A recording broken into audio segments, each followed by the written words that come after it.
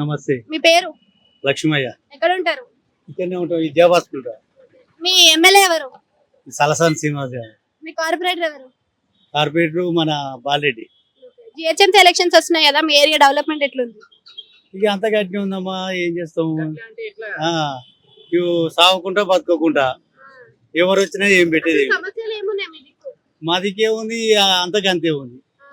ఎప్పుడు అంతకంత అంటే ఇప్పుడు నీకు వాటర్ ప్రాబ్లం ఉందా, లేకపోతే రోడ్ల ప్రాబ్లం ఉందా, ఏం ప్రాబ్లం? మనం కిరాయిలకు ఉన్నామమ్మా, కిరాయిలకు ఉన్నాం. రోడ్లు అయితే కిరాయికున్నా రోడ్ల మీదనే ఉంటారు కదా, పోతాం మొత్తం తవ్వా. రోడ్ అయితే మంచిగా వేయించాడు శ్రీనివాస్ యాదవ్, ఎమ్మెల్యే కదా, ఆయన మంచిగా వేయించాడు.